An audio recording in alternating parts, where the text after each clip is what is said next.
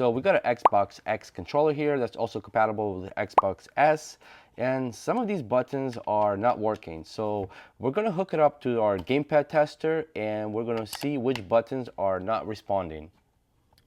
So the B button seems to be working, the Y working, the X is not responding, the A is also not responding, the triggers seem to be working, joysticks seem to be fine, and the D-pad is fine. So if your buttons are not working here or your D-pad, you came to the right place. In this video, I'm gonna show you what you need to do to get that fixed.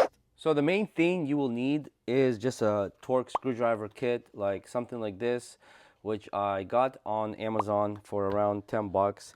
So mainly you're gonna need the T6 and the T8 to open the Xbox controller. So you're gonna need this one and this one. So this kit is real nice. It also comes with a prying tool, with a metal one, which helps out a lot. So this is basically the only tool sets you're gonna need to get this fix going and to open the Xbox controller. So the first thing we do is we're gonna pry these handles open from the controller. So we're gonna use our prying tool and we could just put it here on the bottom and just twist it up.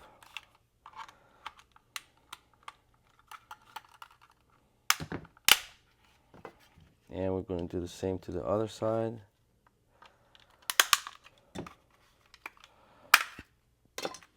Now this is going to expose one screw here and one screw here and one screw here and one screw here. So we're going to use the T8 to get these opened up.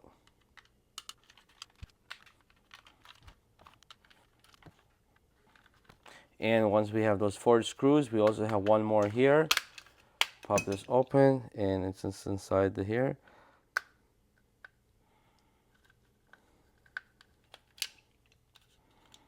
Once we get those 5 screws, we should be able to peel this off.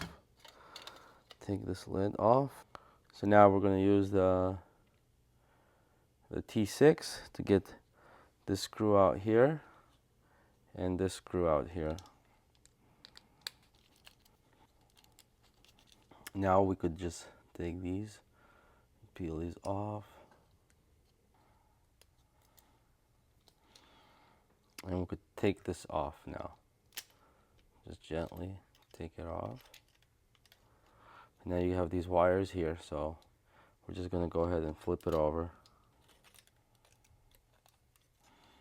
And we're going to take this sucker, put it aside. There goes the joystick, that's fine.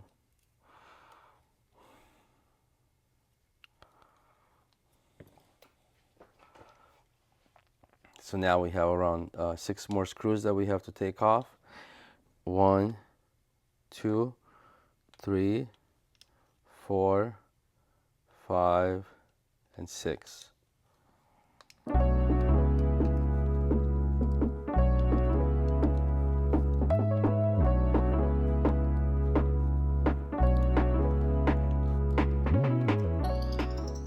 Now that we have the board unscrewed, we're just going to gently take this off.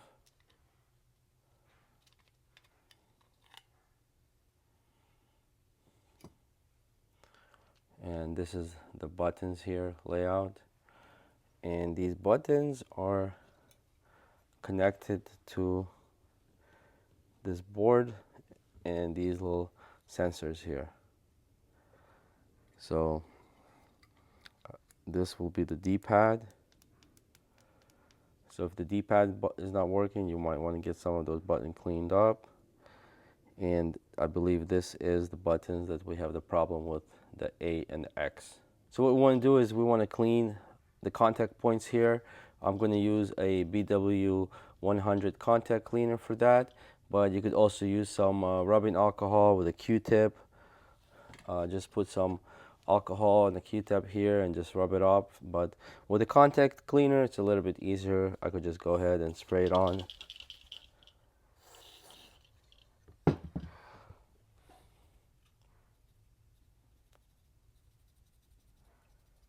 wipe it down a little bit. So we want to wait for a few minutes while it dries off.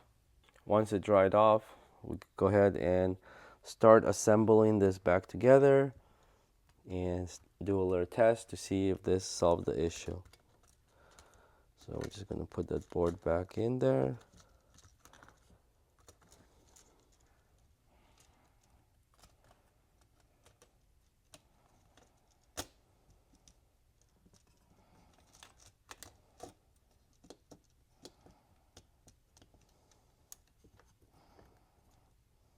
Put this clip back on.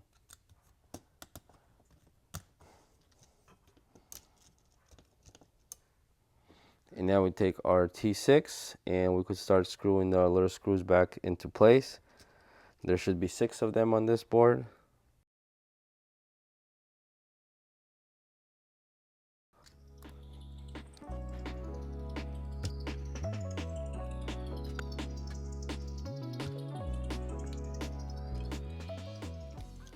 All right, once we got those 6 on, now we could take these cables off this board here, raise them up a little bit. We want to put this back on here. So, gotta be careful with all of these cables and these rumbles so they don't get on in the way. I believe it goes something like this. Now we take this board and we put it back on here. Make sure that these cables are up. I want to make sure those align perfectly. Oh, I forgot one thing. Right here, we got this phone jack, I think. That's what it is. Just gonna put it right here.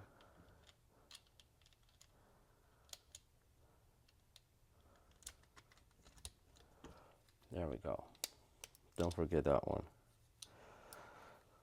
So once that clicks in right there, you want to make sure those click in. Then you want to take this one, so the left one goes on the top. And here you just have to very so gently line them up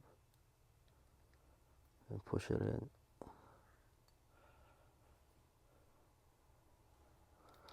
And the right one goes on the bottom.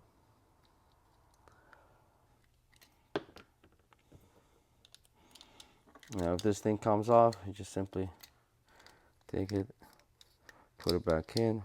Once we get the controller more assembled, it's going to be able to stay in put. Alright, so we have these cables connected. Make sure all these are good, none of them broke. Alright, so we have 2 more T6. I think one here and one here.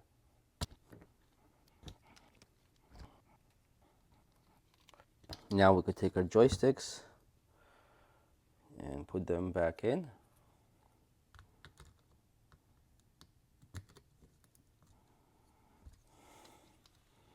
Line them up. They should slide right in. There we go. Make sure all the buttons are lined up. Take the case here. I'm going to put this on top.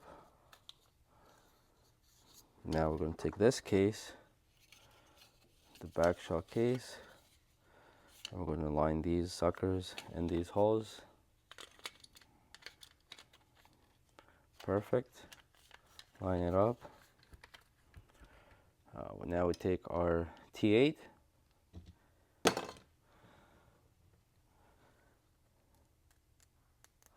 Let's start with this one that's already in here. A lot of the times there's all these problems with these controllers, and it just takes a little bit of opening them up, do a little bit of cleaning. I'm sure you guys eating all those Cheetos and Doritos. If you have cats, some of this hair could get inside the controller and it interferes with the connection, so we just want to get that nicely cleaned up.